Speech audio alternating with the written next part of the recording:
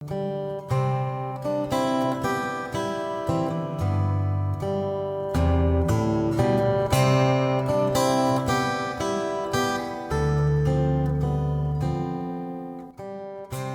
everyone, and welcome to Writers Drinking Coffee. This is a podcast based on writers sitting around drinking coffee and or spirits and talking about anything and everything. We may use explicit language and will almost certainly drop F-bombs, but none of that is the point or the drive of the content, so consider us PG-13. There will be rants and raves and occasional readings. There will be conflicting creative advice driven by at least 3 utterly disparate points of view. Your hosts today are Karen Brenchley, John Schmidt, and myself, Jeannie Warner. This is episode 8, Writer Groups and Editing. We have today a special guest of Karen Brenchley, who is not coincidentally the wife of Karen Brenchley. Say hi to the audience there, Karen. Hello, everybody. They say hi back. Hi back. We're going to start in talking about why do you need writing groups? How can writing groups help you? And to open this, I wanted to have a little bit of a story of where I first met Karen, who I knew long before Chaz, and it's John's fault. I happened to be visiting my friend John in the Bay Area, trying to figure out how I could move here because it was sunny. And he said, I'm going to a writing group, a sit down with one of my oldest, dearest friends named Karen. Wonderful, I said, and I sat down there and watched as they incomprehensibly looked at these pieces of paper and talked about things that I hadn't yet read in a sort of way, and I drank. Was it just the 2 of them? It was, at that time, just the 2 of them. Okay, so it was a writers' group of 2. It had been larger previously, but due to circumstances, the weak and the foolish dropped out and left only the strong and the wise, which would be Karen, and the drinking, which was me. Woohoo! Exactly. And it sort of fell down that Karen then invited me to join her other writing group. So tell everybody about the Flying Cars. So the Flying Cars, a long time ago, my good friend Catherine Carr, and I hope you have all read her Devery series because it's fabulous, said, hey, my husband has written a story and I want to get more people involved to give him feedback. Why don't we start a writing group? And I said, sure. And then we invited other people like Madeline Robbins, who writes very well. And I've suddenly gone blank on everybody else, and I forgive them, or forgive me. You invited a number of excellent writers. The scene has changed a bit since then, so you don't want to slight any of the originals or any of the new ones. And I believe in one of the early episodes, I linked to everybody. So if you go back and look at our early liner notes, you'll see people like Cliff Winnigs and Denise Tanaka and Nancy Jane Moore and other great writers that have gone through, Mark Pantoja. Everybody that I could find a webpage for, I put it in there. So great stuff. But why does one need a writing group? What are the goals that you might want to consider? So wasn't your first goal inadvertent? I mean, the best thing you got out of a writer's group was your marriage, I thought. Didn't you meet Chaz in a writing group? No. She met me in SFO at the airport. No. So writing groups. So this is kind of. So I joined a writing group, which I recommend to everybody because it takes place in Wales, and if you look out the window of the critique group room, you see Mount Snowdon, and this is called Milford SF. And Milford started out in Milford, Pennsylvania, and it's a storied writer group that's been around for decades, but it's moved to Wales, which again, Mount Snowdon. And I encountered many, many very good British writers in this group. The requirement for entry is you must have sold something. Okay. And so I met Carrie Sparing, who I recommend her novel, Living with Ghosts. I like that one. That's good. It's a very good one. And she had just finished it. And she wanted to come to WorldCon and to the World Fantasy Convention to tell people about it, quietly in her quiet British way, the way British people brag. Hello. And so... He's right here. Sorry, darling.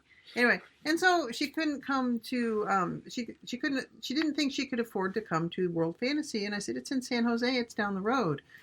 Why don't you come stay with me? And she said, can I bring a traveling companion? And And yes, dear reader, I married him. So you didn't actually meet at Milford. You met in San Jose from someone from Milford. Yes. Okay. Yes. I'm sorry, I had that part of the mythology wrong. But it's also important, from my point of view, to note that you, Karen, are a juncture and a starter of things. Because you say, like British writers are, most of us don't actually know British writers until you drag There them are in. a lot of people that do not, in fact, have the great joy of knowing a British writer. It's kind of like saying, oh, you just go to a science fiction reading in San Francisco, which didn't exist until you got it going. Well, the thing is, okay, I grew up in Pocatello, Idaho. Quick, go Google that. You'll say, wow, it's gone up to... Nobody's going to Google Pocatello, Idaho. 54,000 people now in the middle of nowhere. So anyway, I was just there last week. So, and so I had to work at finding other writers. Also, science fiction and fantasy writers. In my college, I went to Mount Holyoke College. Brilliant writing teachers, hate science fiction and fantasy. And one of my classmates went on to win the MacArthur Genius Prize, an Obie Award, et cetera, et cetera, et cetera. So I was not the best one in the class. There is some interesting discussion out there, not to waylay this too far, but on the topic of, well, there's science fiction, fantasy, and then there's, let me see if I can say this with a Connecticut Bridgeport, literature. Yes. Yes. And the assumption is that something cannot be both a space opera and literature. Yes. I think they're full of it. There is a little poem about this. Is there? Yes, there is. The only question is whether I'm actually going to be able to remember it. Keep talking among yourselves. Okay. But so there's, trot upon one side versus the other. Whether you like it or not, the writing mechanics are basically sitting down and telling a story. And we've argued many things like you can tell a cowboy story like John is telling in space. You have cowboys in space. You have cowboys on moons. You have cowboys in history. You can have cowboys in horror films. You can have Pocatello, Idaho in fantasy. Okay, you can have Laura Ann Gilman did a really rich fantasy set in the Old West. Okay, that was in Wyoming and Colorado and those kinds of places, set in the 1800s, for example. You can actually have the United States of America 1800s in a fantasy novel. Of course you can. It's you can steampunk, if you wish. Yeah, but it's also it's literature just like any other literature that you write about anything. I think so. I enjoy Harry Turtledove's historic alternatives. I'm going to say that we're veering deep into another topic. Yes, but the joy about that, I was just thinking, is that if we veer away completely from the topic of record, then we have to get Karen back for another week. Well, we want Karen back for another week anyway. Well, but I want to tap her knowledge now. Well, okay. I'm sorry, I can't remember my poem. We're gonna tap Karen here. Obviously, we're going to need to come back to your poem. Precisely the point.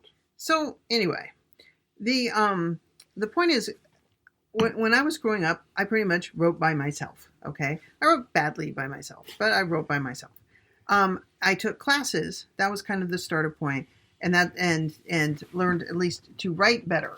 Okay, but I didn't start actually meeting other science fiction writers and discussing science fiction writers until I attended science fiction conventions, but the internet came along. And this is before web pages and that kind of thing. This is way back in the groups, where you would send a post to a topic in a group. For example, there was Genie that General Electric came up with. GE, big letters, NIE. Isn't that clever?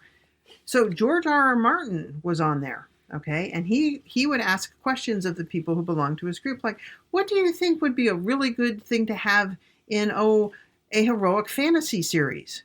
I mean, pretty much that's where Game of Thrones came from, if you go back there and look. So so you start meeting people that way, and then run into them at conventions, that kind of thing, and you start growing a group. Okay, now.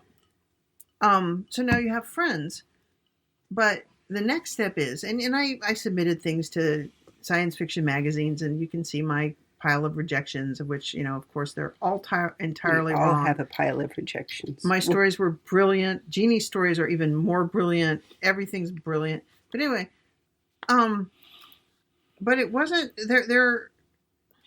And in fact, the reason I sold my first story, and I actually, it was actually a professional sale, was because I belonged to a group on I don't even remember what it's called these days. It's so old, but it's like a comment section of any sort of web page. Only it's forum? Just that.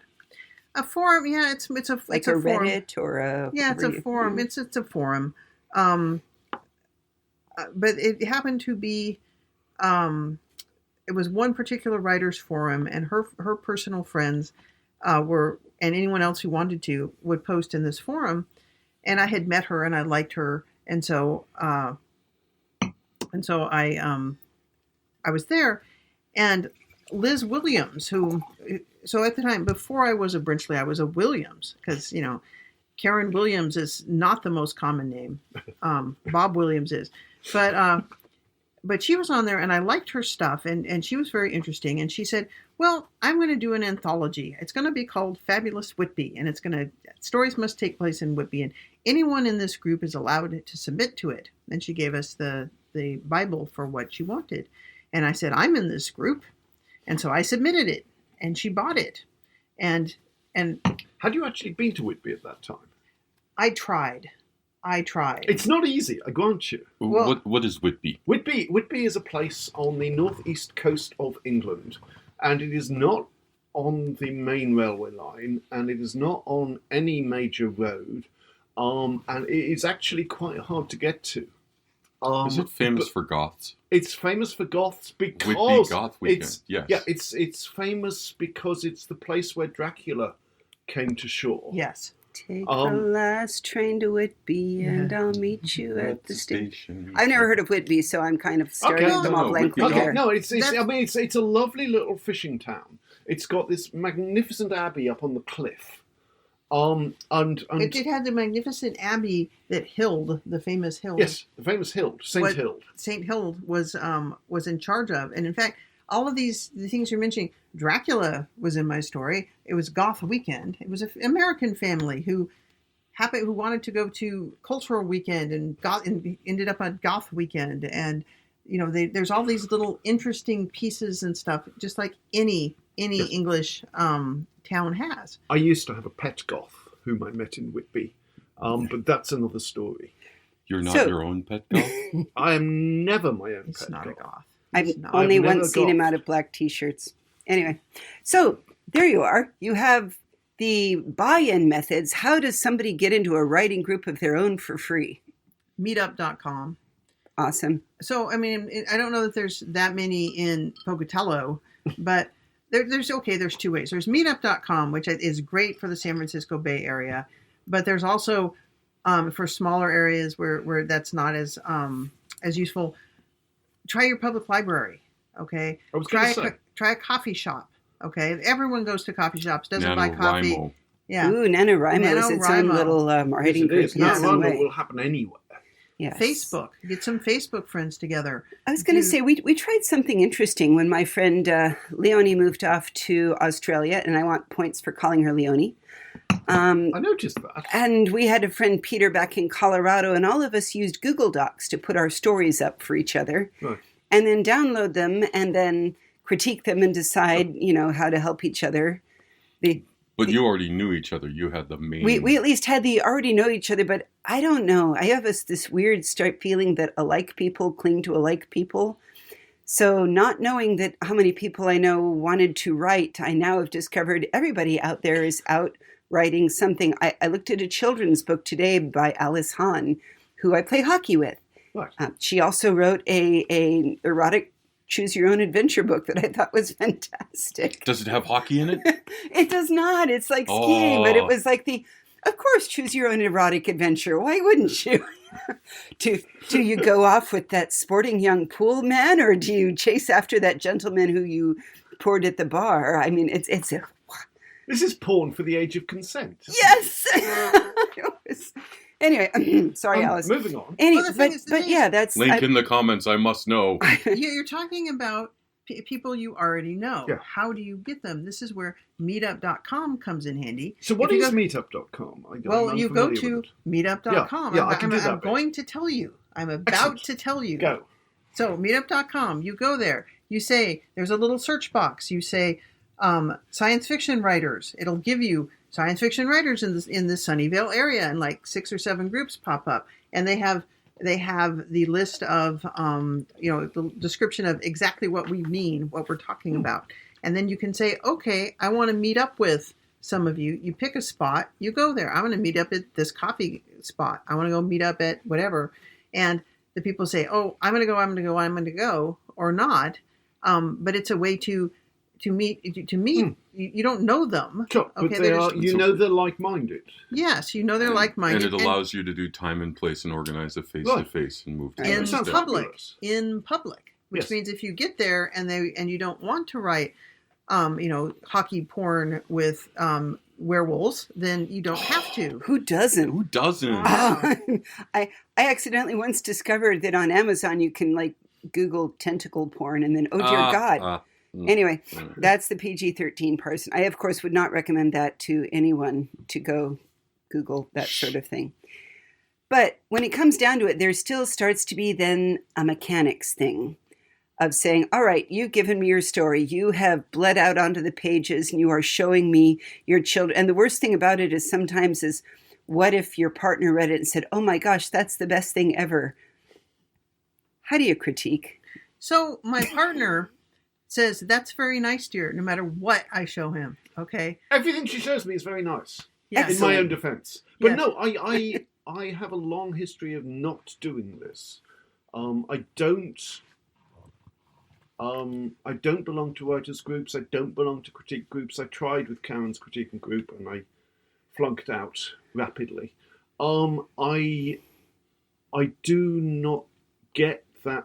Look, I like to say I am the last generation for whom writing really is a lonely business. I do it by myself in my room, and it used to be, until I got married, it used to be that the first person who saw my stuff was my agent, and the second was my editor. And before I had agent and editor in place, I never met another writer ever. Not even at the Lytton Phil, a place. I did not go to the Lytton Phil till after I was a professional published writer. But you were like 18 when you were a professional. Exactly my point. Okay. We don't hate him for that at all. Not at all. I had an agent when I was 21. That either. So anyway, what do you do? What do you do when you do in fact have other people around who are like, yes, I want to give you feedback on your story in exchange for feedback on my story. Yeah. Okay. And I can tell you this. Oh, I'm sorry. I thought it was a question. No, I can tell you this. It's a rhetorical question. It's a rhetorical question. Right. Okay. Because I'm actually on the board of this group. It's the Milford, the Milford board, which started in Milford, Pennsylvania. Did I mention this before? Yeah. Yes. Okay. I'm sorry. That's okay. I'm drinking too much water here. But so anyway, I'm on the board of this, and there's something every critique group, if you go to Clarion, which I can tell you about later, or Viable Paradise or anything, they use the Milford way of critiquing, which is there's a person with a timer, okay? And everybody gets to go around and give their impression of your story, and they got 2 minutes or something. And there's a timer, and it'll go ding and say stop if you go over. And you're supposed to you're not supposed to sneer at it. You're not supposed to say you suck. You're not supposed to say anything. The idea is you're going to positively help the person write their best story, not the story you would write, but their best story. And you go around and do that for the whole group, and then the person gets a right of reply, and they also have a timer, okay? And you do this, and it works fairly well. Because the first time I did it, I'm surrounded by writers who I'd read some of their work, okay, and and I'm like, am I going to have the worst story here? No, I was somewhere in the middle. I never had the best story. But anyway, that tends to work really well. I have heard So the other place I mentioned, Clarion, in science fiction, is well known. It's more of a combination writing, teaching, critiquing, because everybody critiques everybody's stories, but it's 6 weeks long. You live there. It's like going to summer school, but you have a real professional writer who's done it for some time, who has stacks of books that you can read, and people there will be scathing. Okay, they will be horrible. They will. In fact, there's a famous. Even the teachers will be. There's a famous. I can go back to college to find people to be miserable to me for 6 weeks. I can go back to summer school. But Harlan Ellison was a teacher, and everyone's heard Still Harlan not stories. selling it for me. I know. He died. So anyway, Harlan Ellison was just eviscerated this poor woman's story, and she went home and said and wrote on a piece of paper and stuck it on her wall, "Fuck you, Harlan Ellison." Hey. And she came in the next day and handed him her story, and he said, "Oh, can I buy this for, again, Dangerous Visions?" So these things happen. These things happen. It's hard to open up and embrace criticism, though. I mean, I found that sometimes there are people that think, "Oh my God, it's like you're criticizing my children and telling me my children are ugly." I'm okay with doing that. Although I found that sometimes the very people that say that are the very people that are willing to tell you that your children are ugly. Exactly. I will tell them your children are ugly and behaving badly, but that's just me.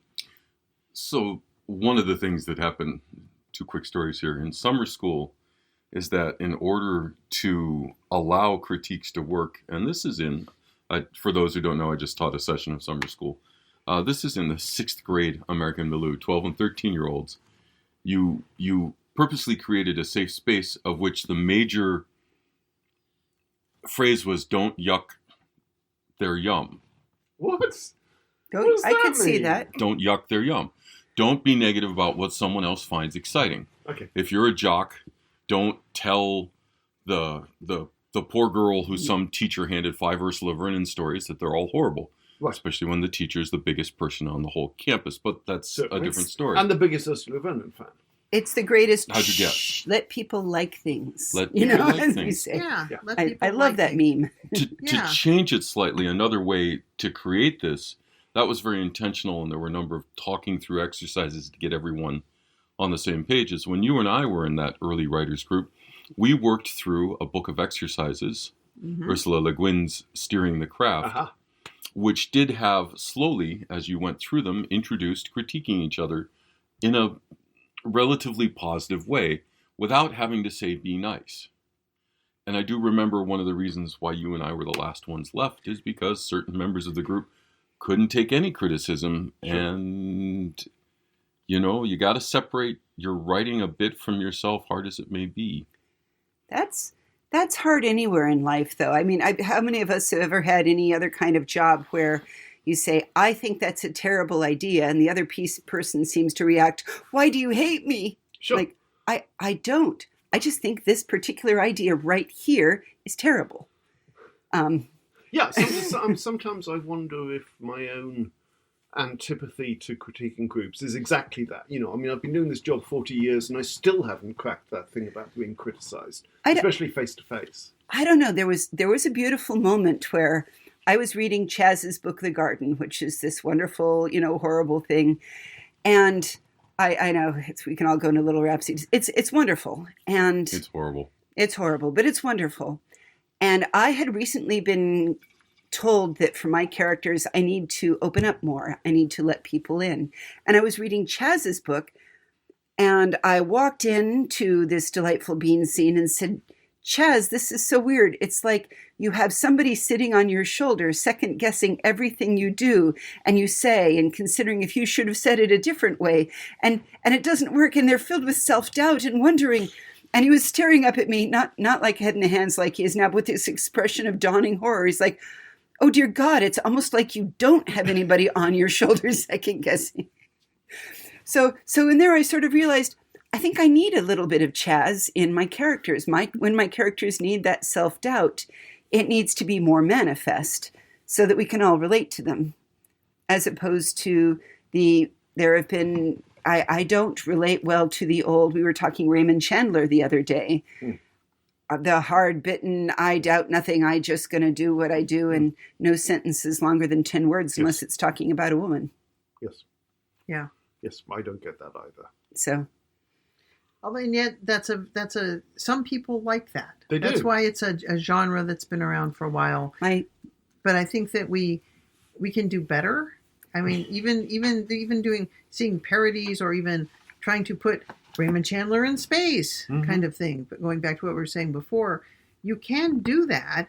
But I recently read Aliette de Bodard's, I think she won a Nebula, her Tea Master and the Detective.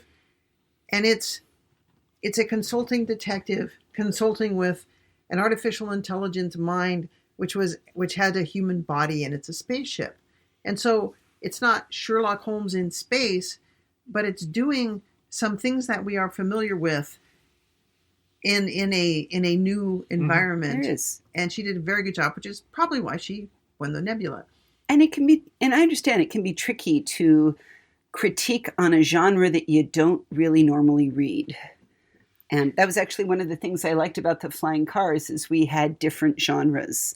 We had Mark Pantoja wrote about brilliant little twisted psychopaths. Yes. And I love this little psychopath because yes, everything in his upbringing and his family is terrible and everything is terrible. And you can see how he's a creative person that's turned in on himself, except for then he had the character do something that for me was inappropriate. And I'm like, wait, you made me fall out of love with your psychopath here because I'm willing to be seduced by anything from a romance novel to a zombie. But so one of the key phrases we used at Milford is, I'm not the target audience.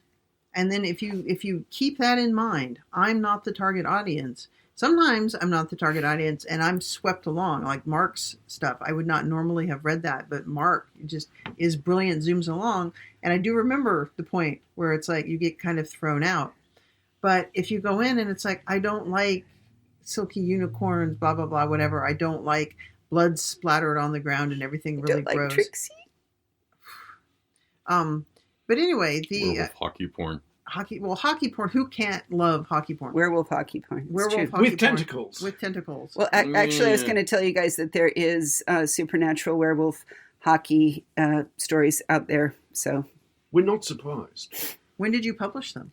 It wasn't me. It was. Rule 34 applies. I don't think it means she has to do all the work. Rule 34 is it exists, not that she brought it into the world. It doesn't, but there's the truth. I think you can fall a little bit in love with somebody else, but you have to love your own genre. Oh, absolutely. Yeah. And you have to love your own work, and you even have to love your own villains. And I'm suddenly enchanted by the notion that Rule 34 exists as this all-powerful force, and one person is obliged to provide the pornography or whatever. And now you understand why we have not died off yet. There's still AI, the singularity is still fascinated. Yeah. Once we got to people playing electric guitars in showers, they were like, oh my God, I don't have to kill them off. Just see what they do. They'll kill themselves off. Yeah. They're going to die. Yeah. So I suppose all of these are really good tools. You have, I liked the idea of being able to get away from your normal life and go, I want to run away and be a writer for 6 weeks, but there are barriers to that entry for a lot of people. So it's expensive. And it costs your job. Yeah. So meetups are good ways. Groups sitting down then said, just find a whole bunch of your friends, ask them, have you ever wanted to be a writer? Do you want to, will you look at mine? And then ask for the kind of critiquing you want. Because sometimes, like for Chaz, I did one set, and he's helping me out right now of, I need this to be believably set in England, and I've only been there once. So help me if there's a phrase that I said wrong or something that isn't for my exhaustive research, or that kind of thing. That's really seems to be the hint of it, of just making sure that, does it flow right? Did I give enough clues? Or I need line edits. Because sometimes people just really do need line edits. Yeah. Well, and the thing about, so Chaz and I joke that we translate words and phrases and pronunciations back and forth, because Because I speak English. Because he speaks English, and he doesn't speak Geordie. He speaks he speaks the English spoken in Oxford. You speak Cabernet, sir. There's no other language for it. Oh, that's the sweetest thing you've ever said to me. But you were saying. No, but anyway, that's to your point. It's that that sometimes you do need line evidence. I've been to England many, many times, both before and after I met Chaz, and I had English friends, oddly enough, and they know, they have it down to a science. One of them wrote a radio play for Milford, and the character was described as from Manchester, from Birmingham, not Birmingham, Birmingham, things like that. And they know what a person from Manchester is like.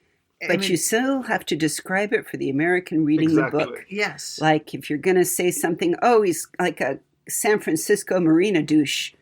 If you're from San Francisco, you might know what that means. Yes. From California, northern California. No, because I had no idea in the world, and I've lived in the South Bay for a while. But that's what I mean by that extra set of eyes to sometimes challenge you. Sure. Exactly, because everybody knew, and I was like, I didn't know. Yeah. Well, anyway, we will try to put links to the interesting things that we mentioned in the website, which is www.writersdrinkingcoffee.com. You can also find us on Facebook and Twitter. You've been listening to Writers Drinking Coffee, a labor of love and enthusiasm put together by the hosts. Our main web support magic is brought to you by Deirdre McGaffey-Schween, and our sound engineer and backup web spider is David Welsh.